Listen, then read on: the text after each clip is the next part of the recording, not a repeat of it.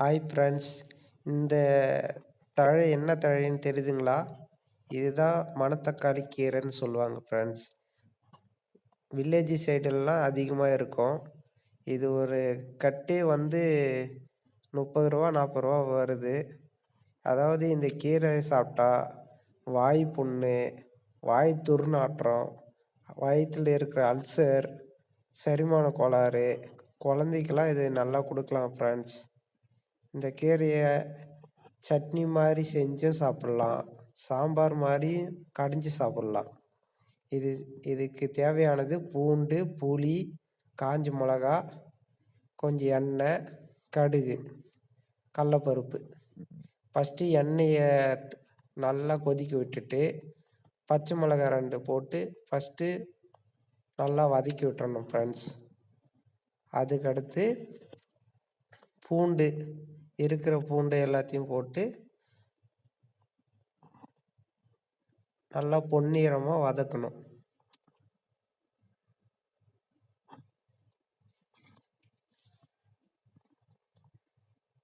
நல்லா பொன்னிறமாக வதக்கிட்டு அடுத்தது காஞ்ச மிளகாய் போடணும். காஞ்ச மிளகாய் போட்டு அடுத்தது வெங்காயம் ஒவ்வொன்றா போட்டு நல்லா பொன்னிறமாக வதக்கணும் ஃப்ரெண்ட்ஸ். கடலப்பருப்பு போடும்போது மட்டும் கொஞ்சம் நல்லா செவந்த மாதிரி வரும். அந்த பக்குவத்திலே விட்டுறணும் ஃப்ரெண்ட்ஸ். நெக்ஸ்ட்டு வந்து கீரையை ஆட் பண்ணிவிட்டு ஃபஸ்ட்லேருந்து போதா நல்லா பொன்னிறமாக வதக்கணும் ஃப்ரெண்ட்ஸ்.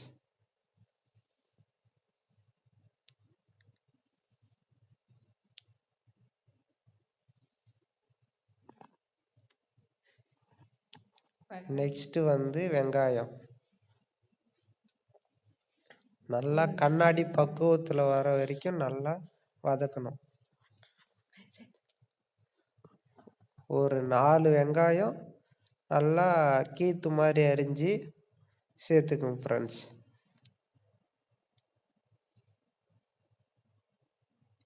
இப்போ வதக்கும் போது சிம்மில் வைக்கணும்னு அவசியம் இல்லை, கொஞ்சம் அதிகமாகவே வச்சு வதக்கலாம். வெங்காயம் கண்ணாடி பக்குவத்தில் மாறுது பாருங்க ஃப்ரெண்ட்ஸ்.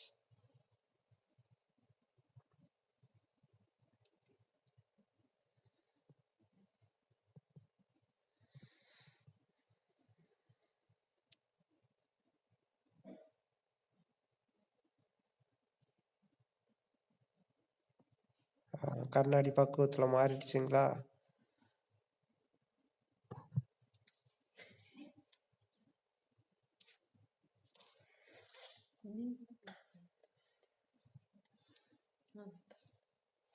நெக்ஸ்ட்டு வந்து கீரையை கொஞ்சம் கொஞ்சமாக போட்டுக்குங்க.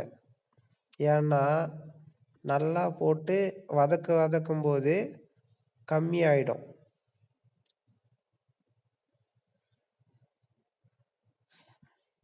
அளவாக பார்த்து செய்யுங்க, கொஞ்சம் கேர்ஃபுல்லாகவும் செய்யுங்க. அர்ஜென்ட் போட்டு செய்ய வேண்டாம்.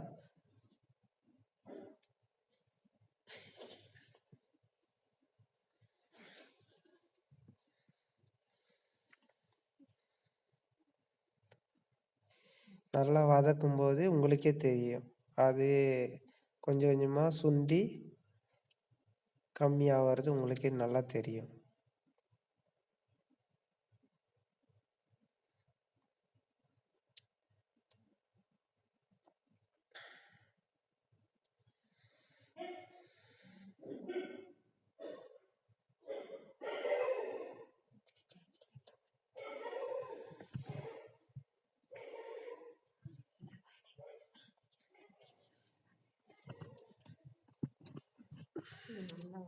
இது நல்லா வதங்கின பிறகு இருக்கிற கீரையும் ஆட் பண்ணி நல்லா வதக்கிக்கணும் ஃப்ரெண்ட்ஸ்.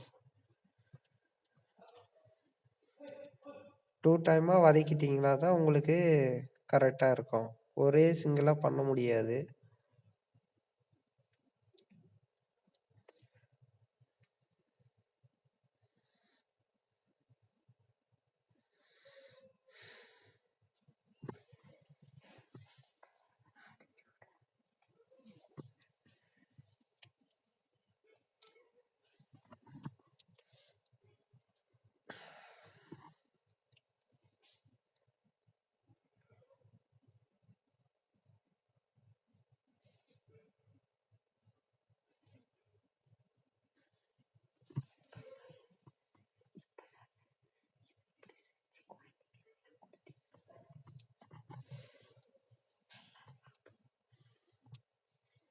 நல்லா வதக்குங்க ஃப்ரெண்ட்ஸ். நல்லா வதங்குற அளவுக்கு நல்லா வதக்கிட்டு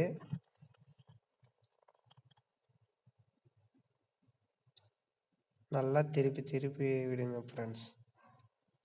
அது இந்த சட்னி மாதிரி செஞ்சாக்கா இட்லி தோசைக்கெல்லாம் சாப்பிட்றதுக்கு செம்மையாக இருக்கும் ஃப்ரெண்ட்ஸ்.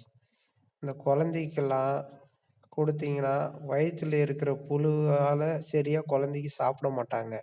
அந்த மாதிரி குழந்தைங்களுக்கெல்லாம் இது வாரத்துக்கு ஒரு முறை செஞ்சு கொடுத்தாக்கா நல்லா சாப்பிடுவாங்க. புளி ஆட் பண்ணிக்கோங்க ஃப்ரெண்ட்ஸ். நல்லா சுண்டின பிறகு லாஸ்ட் ஃபினிஷிங்கில் புளி ஆட் பண்ணிக்கணும். வாயில் சொத்த பல் இருக்கிறவங்களுக்கு அடிக்கடி பல் வலி வரும். பல் வலி வர்றதுனால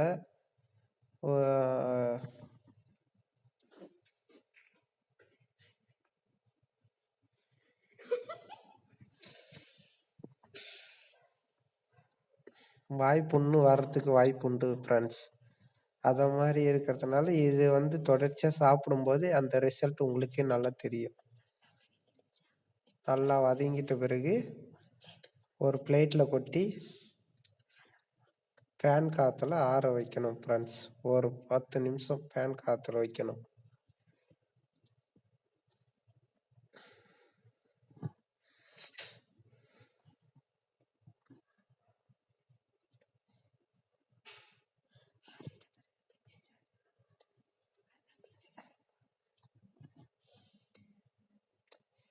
ஃபேன் காற்றுல வைங்க ஃப்ரெண்ட்ஸ். நல்லா ஒரு 10 மினிட் நல்லா ஆறட்டும். நெக்ஸ்ட்டு மிக்சியில் போட்டு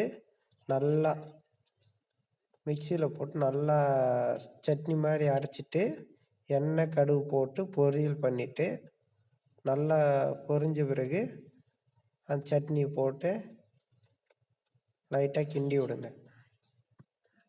தாளிச்சிட்ட பிறகு நல்லா கிண்டி விடுங்க. இது 2 நாள் ஆனாலும் கெடாது ஃப்ரெண்ட்ஸ்.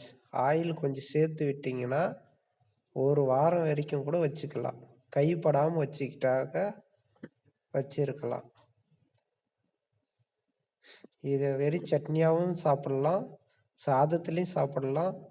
இட்லி தோசைக்கு சூப்பராக இருக்கும் ஃப்ரெண்ட்ஸ். எங்கள் வீட்டில் நாங்கள் இட்லி தோசைக்கு தான் அதிகமாக சாப்பிடுவோம். சாதத்துலேயும் ஆட் பண்ணி சாப்பிடுவோம்.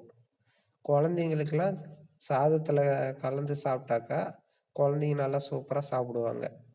சாப்பிட்டாக்கா நெக்ஸ்ட்டு வயிறு ஜீரண ப்ராப்ளம் இருந்தாலும் செம்ம டேஸ்ட்டாக இருக்கும் ஃப்ரெண்ட்ஸ்.